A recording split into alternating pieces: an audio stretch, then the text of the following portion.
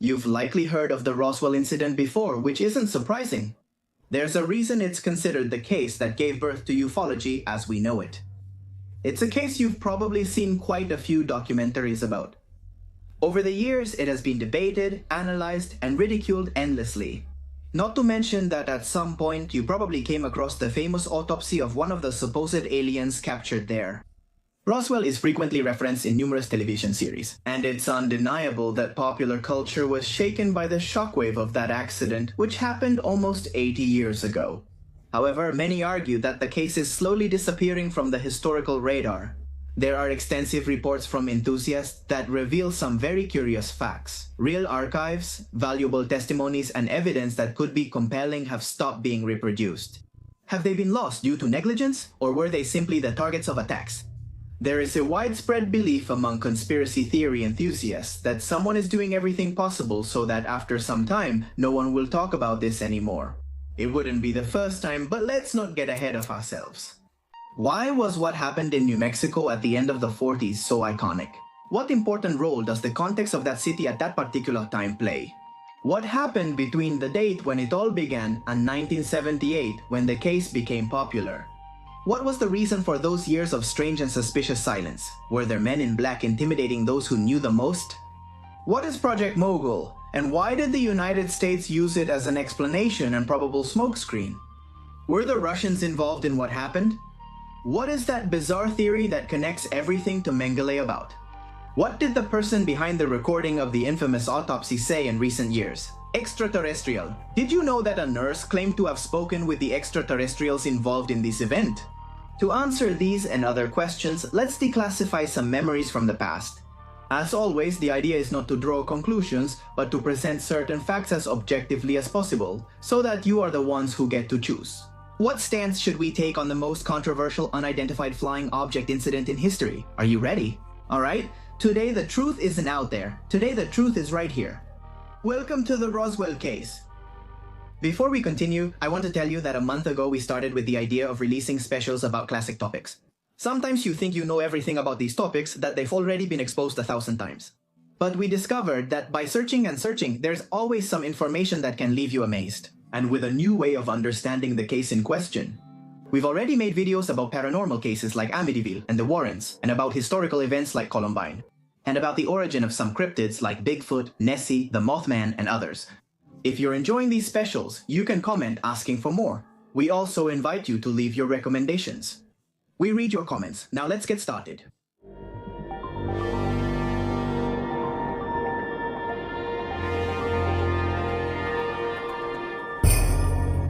It was never a place. It's impossible to understand how certain things happened if we don't delve into the whole context of the situation. World War II ended in 1945, leaving not only a shattered world, but all of humanity suffering the blows of enormous paranoia. The armed conflict seemed to be over, but the apparent peace had been achieved with a brutal display of power. The bombs dropped on Hiroshima and Nagasaki were the new terror for all those who followed the news, biting their nails not knowing when. The situation could spiral out of control among the world's most powerful. 2 years went by and things hadn't changed much, although the Cold War was not yet at its peak and had only just begun as such. The notion of the big red button was already in the air, that dreaded button that was a bit metaphorical and a bit real, one that could wipe us out of the universe. Artistic movements were already beginning to explore this mentally altered post-war world. The new fears were military advancements. Man felt alone and vulnerable, more aware than ever of how easily he could be wiped out of existence. The crisis manifested itself in various ways. Roswell, a town in Chavez County in the United States state of New Mexico, had embraced patriotism with all its might. Later on, Roswell would grow, have its own university, and be the birthplace of some celebrities like Demi Moore and Austin Sanchon, known for being the original Red Power Ranger. However, the Roswell of 1947 was a very different place. Many of its square kilometers were still rural, and people there followed routines rooted in strong traditional values. The reason? Just 70 kilometers from Roswell is the place where the first nuclear tests were conducted. Yes, Roswell was directly linked to the new paradigm that governed reality. And that's not all. The 509th Bombardment Squadron was stationed at the Roswell Air Base. For those who don't know, that squadron was responsible for dropping the disastrous bombs on Japan that were still terrifying everyone, plain and simple. At that time, Roswell was a place with a strong military presence, a silent witness to turbulent times, where planes kept taking off and dark operations were carried out in the desert, far from the eyes of civilians. The Roswell residents knew not to meddle in others' affairs. They believed the United States was doing everything possible to save the world and thought the least they could do was not interfere. But one day, trouble came to Roswell. To put it more clearly, trouble seemed to fall from the sky. Over time, the idea became popular that the day before chaos broke out in that part of the map, there had been a terrible storm with strong winds, deafening thunder, and a downpour that would have even ruined several crops. According to what is known today, it is true that the area was hit by severe weather. But that happened a few weeks before Mack Brazel completely disrupted the peace of the place, Mack Brazel. He was the foreman of what was known as the Foster Ranch, a place located near Corona. During rainy nights, Brazel would take care to shelter the animals under his care, always without major problems. Already used to all those tasks that are typical for someone living in a rural area? However, as was learned later, weeks before the police detained him, Brazel had seen something while tying up the horses. A kind of flash was seen on the horizon, while a muffled sound, similar to an explosion, reached him. The incident caught his attention, but he quickly assumed he had seen a lightning strike. Other urgent matters soon occupied his thoughts, and Mack Brazel forgot about the incident. Sooner or later, the sun came out again, and the man returned to his usual tasks, at least for a while. On July 2nd, Brazel noticed how his sheep were moving along a path that was not their usual one.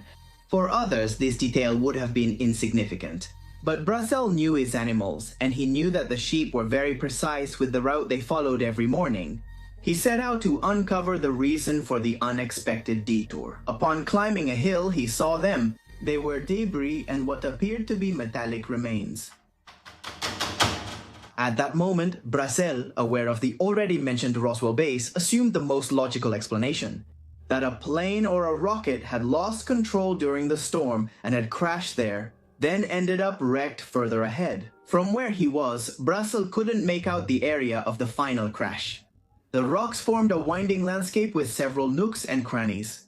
The man thought about venturing into the desert to try to satisfy his curiosity, but after considering it for a while, he told himself it wasn't a good idea to explore alone. What he did do was grab a few pieces of the curious material. If Brazel had had more resources, he could have made a call from his home that very afternoon. But he didn't have a phone, and his home was far from any other. That's why it took a few days before he had the chance to show what he had found. He did it when he traveled to the city to get supplies. At a certain point, after finishing his work, he leaned on the counter at a local bar and talked to the owner, whom he already knew from previous visits. The bar owner agreed that the material was not conventional, but he declined Brazel's invitation to go with him to see whatever had crashed. In a serious tone, he told him that maybe the matter required urgency. This put Brazel on alert, as until that moment he hadn't considered that maybe someone could be injured and in need of help. Both men agreed that the person who could help them figure out what to do was the owner of the pharmacy, known for being a cultured and thoughtful man. Brazel was greatly disappointed when he found out that the pharmacist was not in town. However, his wife listened to what he had to say and agreed that it should be reported. Suddenly, the matter had escalated unexpectedly, and Brazel, as alarmed as he was confused, decided to take action and cooperate so that what had happened a few kilometers from his ranch could be quickly discovered. Or is that just one of the versions? Another version says that Brazel was not so disoriented about his discovery. There is evidence that would corroborate that someone had suggested to Brazel himself that what he had on his hands were the remains of a flying saucer. And not only that, apparently, that same person had told the foreman that handing over the material could earn him some money. And just a month before everything related to the Roswell case shook the world, an equally shocking phenomenon had occurred. What became known as the first unidentified flying object sighting in the United States. Let's talk a little about Kenneth Arnold, the guy with the saucers. Born in 1915, Kenneth Arnold was a private pilot from Boise, Idaho. And he is recognized for being the protagonist of a memorable event that happened on June 24, 1947, that is, just 3 weeks before the one. Well, when Brazel came across that unconventional material, it would become a big headache for him. On the mentioned date, Arnold claimed to have seen 9 unusual objects flying in formation near Mount Rainier, Washington, while he was searching for a missing military aircraft aboard a Kohler. He described the objects as extremely bright and very fast, capable of performing maneuvers impossible for the terrestrial technology known at the time. After his sighting, Arnold landed in Yakima, Washington, where he made a routine report to the representative of the Civil Aeronautics Administration. Even though he knew that part of his protocol was not to disclose sensitive information, the situation had left him so shocked that, while he was returning home, he recounted an inexplicable experience to a group of people. It was fate that among these listeners there was a reporter who immediately wanted to know more and more. In his excitement, Arnold went into detail and uttered a now famous phrase. I quote verbatim, "The objects were flying erratically, like a plate thrown into the water." From that testimony, the term flying saucer would be born, although Arnold would always complain about feeling misunderstood. According to his later statement, his description was more about the object's movement than their shape. One way or another, those words ended up immortalized in a news article that left everyone speechless. A snowball was starting to roll that, in just a few days, would grow to enormous proportions. And no, that's not an exaggeration. Although the United States Air Force always considered Arnold's case to be a mirage, reports of other similar objects began to arrive. In different states and under different circumstances, people from all walks of life and various professions agreed that something was roaming the skies, something that was not of this world. Over time, Arnold would become a minor celebrity associated with the extraterrestrial craze. He interviewed witnesses, shared stories and theories, conducted investigations, and closely followed cases of people claiming to have made contact. By 1977, he attended the first International Unidentified Flying Object Congress in Chicago, but by then he seemed somewhat disenchanted. He would say, in front of a large audience, that over the decades, the unidentified flying object topic had been handled too much by people without any real interest of reaching profound answers. That, and the proliferation of frauds, had undermined part of his initial enthusiasm. But for now, it's enough for us to know that by the first week of July 1947, hundreds of reports had been published talking about flying saucers. The most radical newspapers speculated about a possible Soviet origin for these craft, and a substantial reward was offered to anyone who could provide valuable information. It's thought that someone may have recently told Brazel about this reward, sparking his ambition. He contacted the county sheriff, George Wilcox. After learning what had happened, Wilcox in turn got in touch with the Army airfield. They assigned Major Jesse Marcel to take charge of the emergency. Jesse Marcel was an intelligence officer. He had fought in World War II, and he was part of the well-known 509th Tactical Bombardment Squadron. It would have been hard to find someone more qualified to carry out the investigation. A few days later, the man was driving toward Brazel's ranch. What happened from then on would shape a story that over time would become filled with contradictions and very dark shadows. Who did Jesse find? Jesse, Marcel, and counterintelligence agent Sheridan Cabot went to the site where the foreman had collected the mysterious material. They were not supposed to take long to find the remains of a crash. They conducted a brief examination but were concise with their conclusions. They proceeded to communicate by radio with the Roswell base and immediately ordered that no one approach without authorization. What was happening? Marcel and Cabot had arrived at the place in 2 cars. Soon they loaded them to the limit with the material collected from the remains of the collision. Then they knocked on the doors of the Foster Ranch and asked to spend the night there, claiming that nightfall had caught them by surprise, and they didn't want to venture out with their vehicles on those roads that were so unfamiliar to them. Brazel couldn't help but ask a few questions, but only got evasive answers from the others, who instead of offering a reward, began to treat him coldly. At dawn the next day, the crash site was already teeming with military personnel. Brazel found out at that moment that even he was forbidden to go beyond the boundaries the military had set on his property. The man would watch, both indignant and perplexed, as several trucks were loaded with wooden crates. After making it clear what had to happen and the rules that had to be followed, Jesse Mercer left the site on the supposed orders of his superiors, who needed him elsewhere. Since he still had the car with some of the fragments from the accident, they ended up being seen by his wife and his son. On July 8, 1947, the press officer from the military base officially and straightforwardly announced that the remains of a flying saucer had been recovered. The general public didn't know how to take it. Less than 10 years earlier, in 1938, the actor and film director Orson Welles had brought to life a legendary radio program based on the book The War of the Worlds. In that program, the arrival of extraterrestrials at an American farm was dramatized through a meteor shower. Everything was presented as a series of fake news reports, and many people gave in to panic. Some even packed their suitcases to try to get away from the supposed conflict zones. Was what was being published in the newspapers just another prank of this magnitude? Was someone making fun of everyone? Hours passed, and the headline remained. Everyone held their breath, while other media outlets in the country reproduced the story just as stunned. Dozens of journalists were sent to Roswell, with the mission of bringing back fresh information about that event.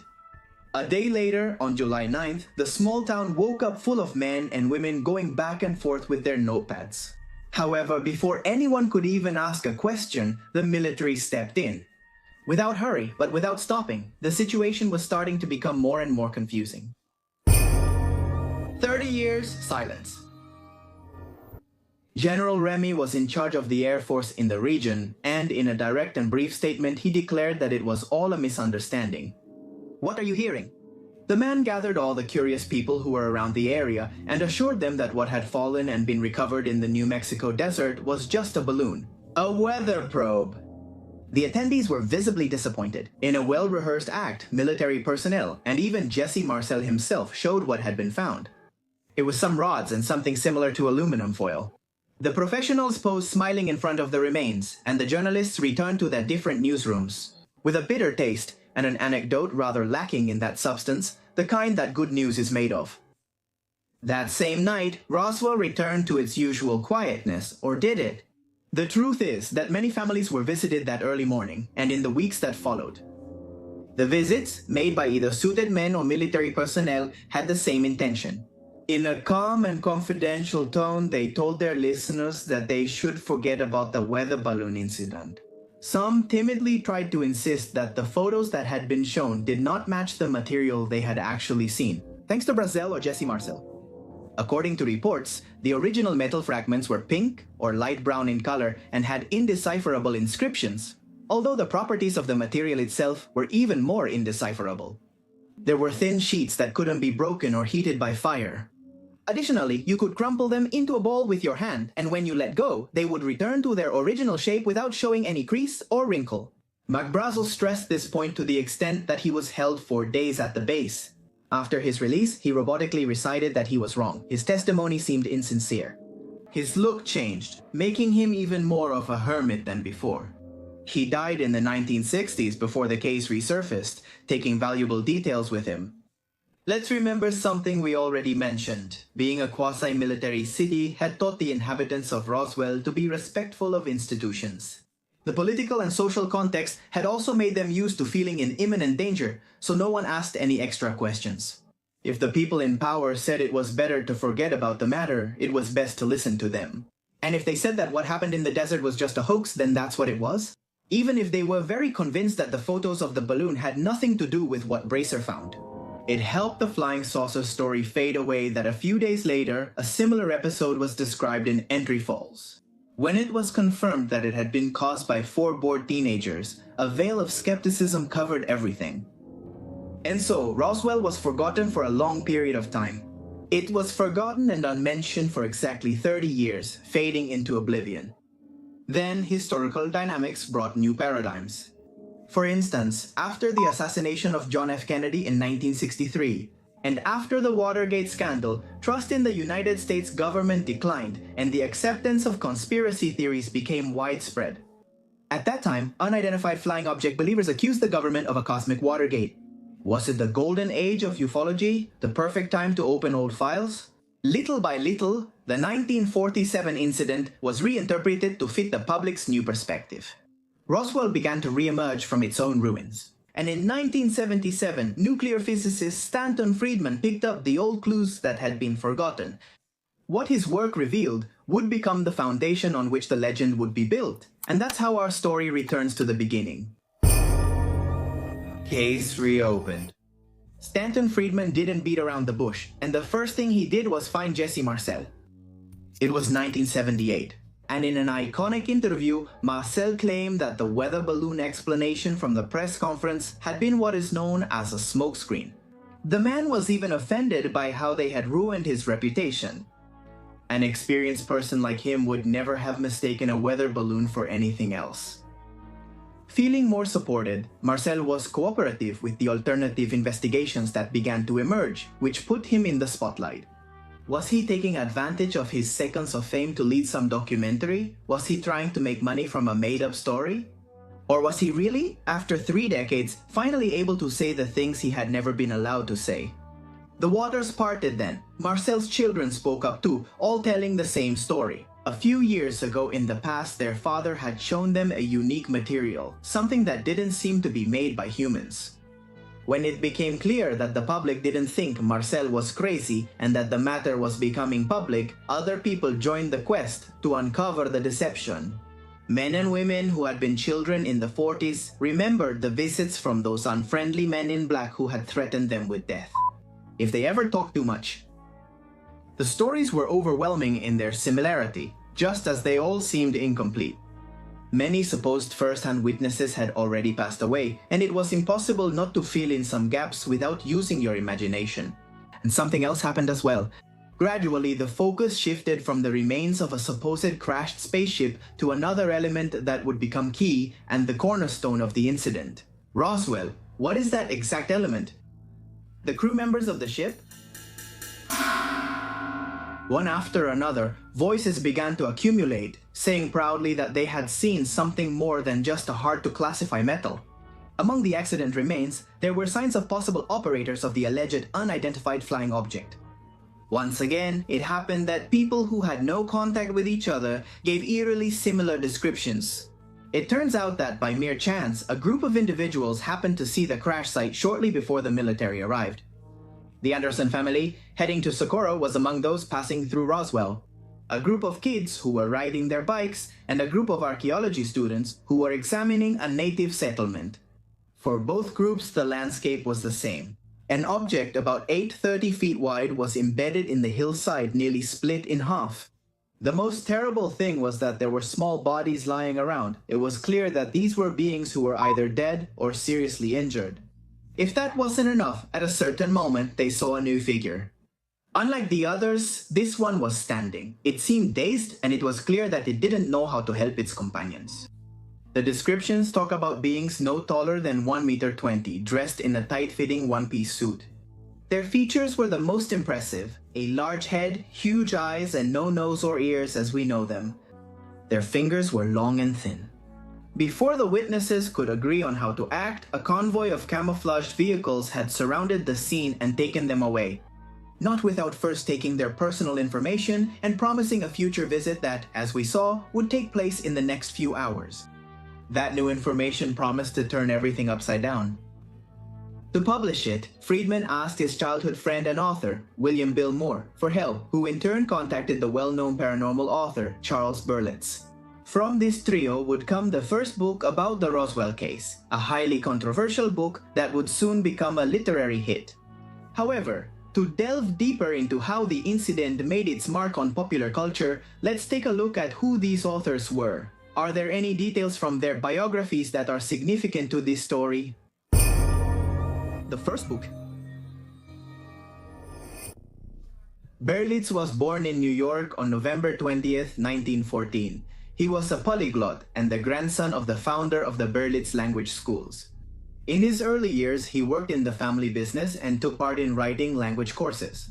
Later, he graduated from Yale University with honors and spent 13 years in the United States Army, mainly in the intelligence branch.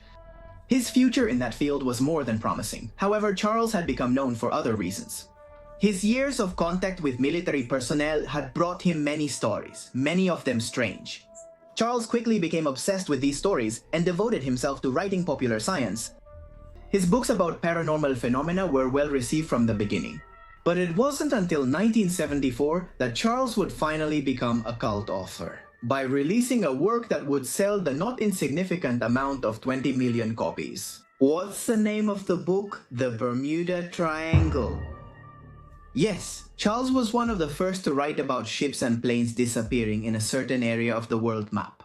From that moment on, he earned the dislike of many other researchers who labeled him as a purely sensationalist writer who was just taking advantage of the public's craze for a not-so-serious topic. In fact, according to his critics, Charles Berlitz wrote the Bermuda Triangle at the perfect time in the early 1970s. The Swiss Erich von Däniken had stirred things up with his series about extraterrestrial astronauts who had visited Earth in ancient times. Spielberg had done the same with Close Encounters of the Third Kind. The average viewer was eager for these topics, and Charles knew how to give them what they wanted. Later, with Moore, he wrote about the Philadelphia experiment and the duo. As we said, he would agree in the first literary draft about everything that happened in 1947. Crediting Friedman only as a researcher, Moore and Berlitz co-wrote the 1980 book The Roswell Incident. This popularized Marcel's account and added the alleged discovery of extraterrestrial bodies. Friedman, Berlitz, and Moore also connected Marcel's account with an earlier statement by Lydia Sleepy, a former teletype operator at KOAT radio station in Albuquerque, New Mexico. Sleepy claimed that she was typing up a story about the wreckage of a crashed saucer, as dictated to her by reporter Johnny McBoyle, until she was interrupted by an incoming message ordering her to terminate communications. This fueled the idea of a conspiracy orchestrated from the highest levels. Burley's influence grew among the believers, but more followed closely. The writer claimed that a supposed organization was giving him declassified government documents, where military personnel of all kinds and ranks admitted their role in a large-scale cover-up.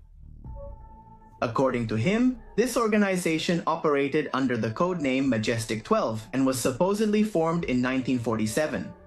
By means of an executive order from President Harry S. Truman, with the purpose of facilitating the recovery and investigation of extraterrestrial spacecraft that had crashed on Earth. It's worth noting that all the individuals who received documents from Majestic 12 had Bill Moore as a common denominator. However, some believe Majestic 12 was fictional. It was created to provide a formal framework for certain investigations. Many others point out that the project could still be operating, coordinating meetings and alliances between beings from outer space and representatives from Earth. At that time, when these ideas were being shared for the first time, there was a stir in traditional media, which generally did not talk about flying saucers. Thus, extraterrestrials made it onto primetime television shows. To this breeding ground, which fostered the growth of Roswell as a vital event in conspiracy theories, was added the presence of another individual who helped further propel the phenomenon. We're talking about a certain Bob Lazar, the technician from Area 51.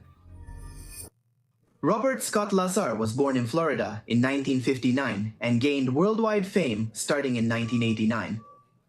When he claimed to have worked as a physicist in a military area called S4, located near Groom Lake, Nevada.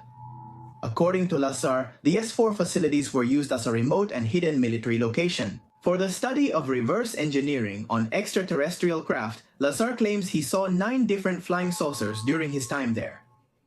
His tasks would have consisted of scientific research on the propulsion system of these craft. According to him, he said at first he had assumed he was looking at secret terrestrial aircraft. Only through his assigned tasks over time did he conclude that it didn't make sense. He was in the presence of craft from elsewhere in the cosmos. What if one of these craft crashed in Roswell?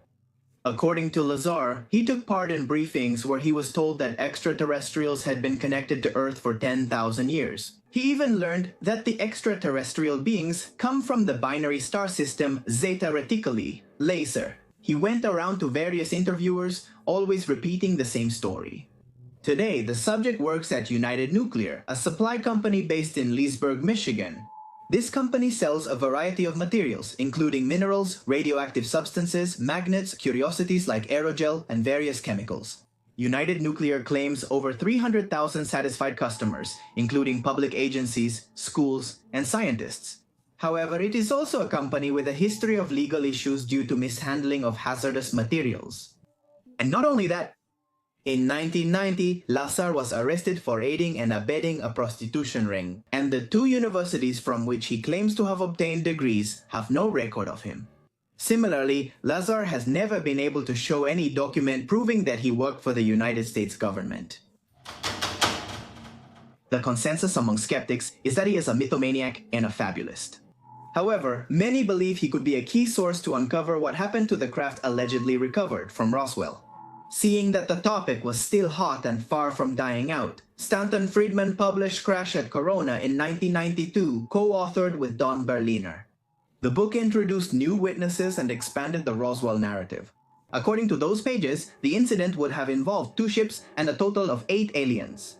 There was no doubt that everything was getting out of hand. That's why, in 1994, when the 50th anniversary of the episode was approaching, the United States government decided to declassify some documents and tell their version of the truth.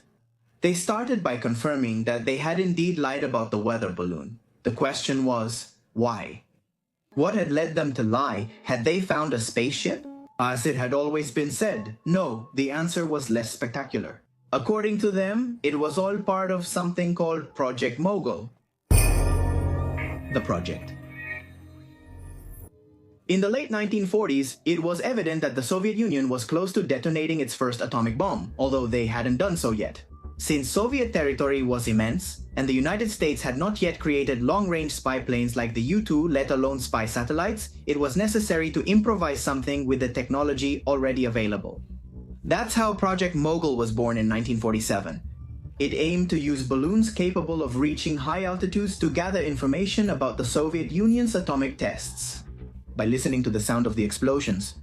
Since the espionage in this project was based on sound, the balloons collected data from the layer located in the troposphere and the stratosphere, since it acts as a planetary scale acoustic conductor.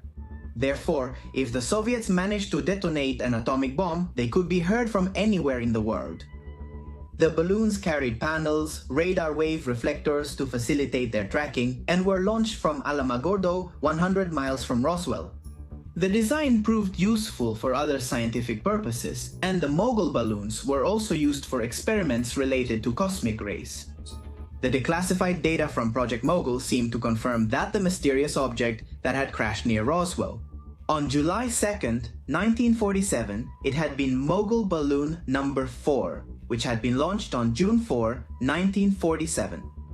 It is believed that the excessive secrecy surrounding this project was what caused a series of cover-ups and contradictions that would have led to the famous unidentified flying object incident. But how do you explain the matter of the bodies? There were 2 theories about this. The first one stated that many of those balloons carried mannequins inside, test dummies used to analyze the effects on possible soldiers who would board these balloons. Another theory talks about balloons piloted by people of small stature. Did this make sense? The government had covered everything up to conceal their espionage on the Soviet Union. The explanation, though debunking the unidentified flying object myth, seemed convincing in several ways. The fact that Project Mogul was ultra-secret explained why expert pilots hadn't recognized what they had seen. However, many looked at this version with suspicion. While it provided a logical justification for the authorities' actions, it didn't quite fit with the large number of testimonies collected. Had everyone lied, driven by collective panic or the desire for 15 minutes of fame? Could it all be summed up to that? The 90s now really seemed to put the Roswell case against the ropes. But just when its file was about to be locked away for good, never to be opened again, a film came to light. It was an alleged documentary showing the autopsy of one of the extraterrestrials rescued from the crash. In 1995, the British businessman Ray Santilli claimed to have footage of an extraterrestrial autopsy filmed after the Roswell crash in 1947, bought from an elderly cameraman of the Army Air Force. The footage was broadcast on television networks all over the world. More than 20 million viewers watched the supposed autopsy. Fox aired the program immediately beforehand and implicitly connected it with the X-Files, which later parodied the film. The footage was also broadcast on Channel 4 in the United Kingdom and was repackaged for the home video market. The film became an overnight success, and Time magazine stated that the movie had sparked a debate, with an intensity not bestowed upon any home movie, since the Zapruder film, which is the footage showing Kennedy's assassination. For a decade, the film was examined to exhaustion, causing the most outlandish explanations. Those who couldn't accept that what was seen there was an alien, for example, were convinced that what was on the stretcher was a woman with serious deformities. Scientists from all over the world made conjectures about the implications of what was seen, until April 4th, 2006, Santilli admitted the fraud. In a documentary about Roswell, he confessed that the footage had been filmed on a set built in a living room in London. The extraterrestrial bodies were hollow plaster molds filled with entrails, sheep brains, and raspberry jam. After filming, the crew got rid of them by cutting them into small pieces and dumping them in trash bins all over London. However, Santilli not only claims today to have created, according to him, the first viral fake news, but he still insists that he did not. Everything seen in the autopsy video is fake. According to what the man stated, he made that video by recreating a real tape that someone had once shown him. A tape that was either lost or made to disappear because of its sensitive content. Could this be true? Could it be true that there is footage of a real autopsy of an extraterrestrial? With this final blow, it seemed that the Roswell incident could finally be closed without concrete evidence. Nothing could surprise those who had followed the case from the beginning anymore. Until in 2008, a supposed nurse broke the silence and claimed to have spoken with one of the kidnapped aliens. To learn about her, we must first discuss Glenn Dennis. The funeral home man and the nurse, Glenn Dennis, was a worker at the Roswell Funeral Home. According to his testimony, in 1947, he was commissioned by the United States Army to make small coffins, like those used for children. It was unusual for several small children to have died at the same time in such a sparsely populated area. Everyone would have been talking about them, but neither Glenn nor anyone between Socorro, Corona, and Roswell ever heard about these deaths. Anyway, the order came from the army, and Glenn understood that it was best to get to work and not ask questions. Things got even stranger when, shortly after, they contacted him again, this time to ask him for information. When asked how to preserve a body intact without using chemicals, Glenn suggested using dry ice in an airtight container, and that was the end of it for a short while. Glenn's duties as a funeral home employee were not limited to dealing with deaths and preparing funerals. The area didn't have many specific services, so other tasks often fell to Glenn Dennis. For example, transporting the injured and medical personnel in case of accidents was often part of his duties. And it was while he was transporting an injured pilot to the Roswell base that he saw an unusual deployment near the hangars. While he was watching a nurse he knew, she came out through a back door of the military base with a look of terror on her face and asked him what he was doing there. Amid a panic attack and before he could respond, she uttered unforgettable words that would be etched into his memory. The woman said, and I quote, "They forced me to dissect an extraterrestrial." After that, Glenn never saw her again. Her statement appeared isolated until Matilda O'Donnell McElroy's story emerged in 2008, as mentioned. At age 83, Matilda was interviewed by ufologist Lawrence Spencer. But who was Matilda O'Donnell? In 1947, this woman was a master sergeant in the Women's Army Corps Medical Division. And, according to her, she was in direct contact with the bodies of the extraterrestrial biological entities recovered in Roswell. And that's not the most fascinating part of her story because Matilda was in contact with the bodies, but not just with the dead ones. She also got to see and communicate with the only alien crew member who survived the crash. Matilda waited until the end of her life to tell her story. According to Spencer, numerous lives have been lost since 1947 to keep the secret of what transpired in the desert. It was 60 years of silence that Matilda decided to break because, as she herself said, she didn't want to take that knowledge to the grave. Her decision to request euthanasia was all she had left to do, but before that she needed to let her secret out. In July of 1947, Matilda was sent to the area where an unknown object had crashed. She went as a qualified nurse with military rank, but nothing had prepared her for what she would find there. Matilda saw two non-human entities beside the crashed craft. She was paralyzed, but she was ordered to attend to one of the small beings. The other one was clearly already dead. While she was attending to the strange being, she experienced something she never thought possible. An avalanche of images in her head, disconnected, incomprehensible, but they weren't images produced by shock. Those images were coming from outside. The being was trying to communicate with her. Matilda reported to her superior what was happening. Given the possibility that the nurse could communicate with that entity, her superiors didn't hesitate. One moment, Matilda was assigned as the companion of the creature. She had to observe it at all times and report without delay everything it communicated to her, as well as her own personal impressions. Matilda received a promotion with a substantial raise. From then on, she and the being worked on the same military project. During the time she was connected to the alien, the nurse found out several things. First of all, the being claimed to be female and her name was established as Earl, but this did not happen immediately. It took the being some time to learn the English language, so she couldn't transmit telepathic messages that Matilda could accurately interpret. Sometime later, Earl told Matilda that her mission on Earth was exploration and that she herself was the pilot, and the equivalent of what on Earth would be an engineer. Apparently, interference from the new terrestrial microwave radars had caught the ship by surprise, making it unstable until they finally lost control and crashed. But one of the most surprising revelations that Earl confided to Matilda was that she was not a being as we understood it. Her body was a host, a kind of biorobot created from synthetic tissues, that is, an organism simplified to the maximum that could be inhabited and animated by those of her species. Earl refused to give information about her home planet or her language. She only said that hers was a very ancient and powerful species, whose only goal was progress, a progress that was also very far from our own conception.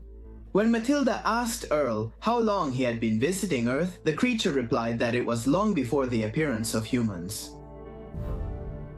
The role of Earth was also diminished by the information Earl revealed. According to him, Earth was located in a spiral arm of the galaxy, very far from the most advanced and ancient civilizations, which were concentrated in the center of the Milky Way. That's why Earth had been used as a kind of zoological and botanical garden, and also as a prison. According to what Earl said, about 30,000 years ago, Earth began to be used to exile alien beings considered criminals, or, to put it better, dissidents of the established order of the universe. The underground strongholds that served as prisons for these beings would be found in the Ruwenzori Mountains in Africa, in the Pyrenees, and in the steppes of Mongolia. But Earl's revelations and his very presence would not last long. Without warning, the alien's body stopped functioning. Earl decided to abandon his synthetic host, and the communication ended forever.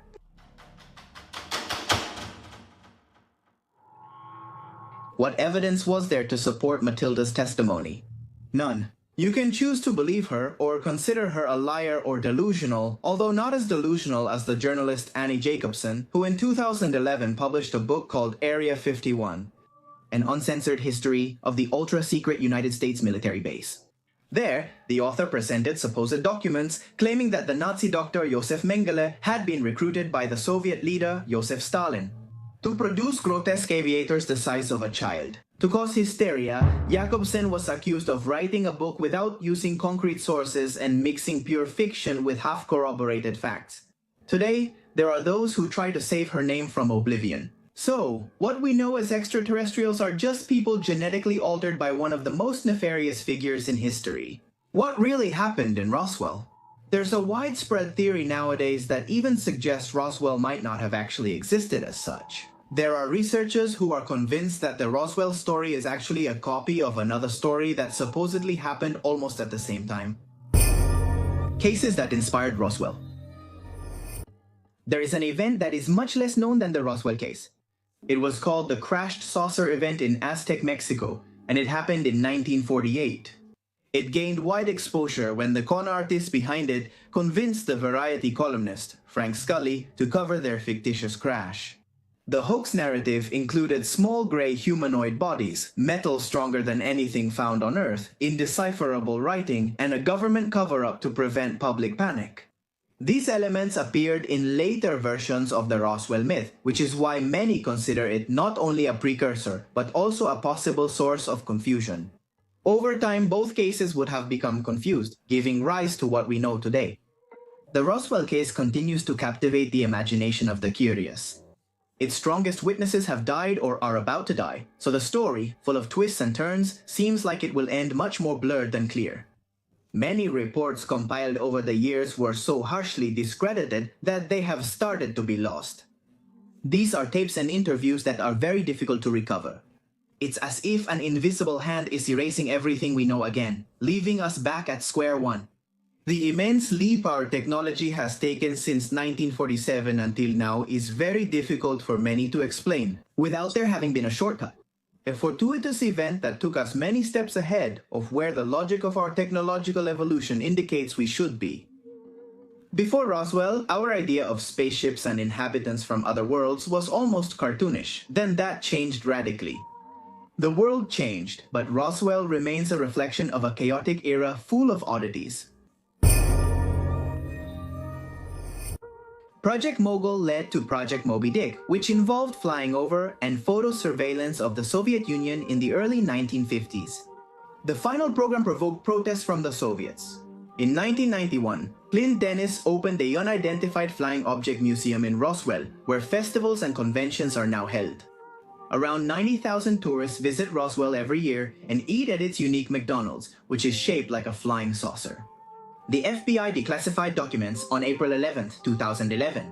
In one of them, FBI agent Paul Ryan recorded that a resident agent from Roswell told him that one or more flying saucers had exploded and scattered over a wide area in Roswell, New Mexico. The testimony was labeled as unverifiable, but it left open one last door, one last possibility that maybe something out of the ordinary did happen in that desert. In June 2020, Donald Trump was asked if he would consider releasing more information about the Roswell incident. His response was, and I quote, "It's something very interesting, and I'll tell you all about it." Could it be true? Are there more things to reveal? What really happened in 1947? Aliens? Secret experiments? Stalin? Who was behind the matter? Why did everything escalate so much? Was it just a matter of context? Was it a scheme that could only happen because of the random connection of certain elements? Was it all just opportunism by those who wanted to entertain the public? Those who continue to claim that Roswell is proof that humanity has been dealing with extraterrestrial technology and bodies for years. They believe that the proliferation of increasingly bizarre theories is just the result of a campaign aimed at making sure no one takes this subject seriously. They believe that Roswell is constantly being turned into a ridiculous story so that it will go down in history as a joke. It seems some are keen on ensuring the truth about the Roswell incident stays hidden beneath the rubble of its collapse. The big problem is that both you and I already know too much.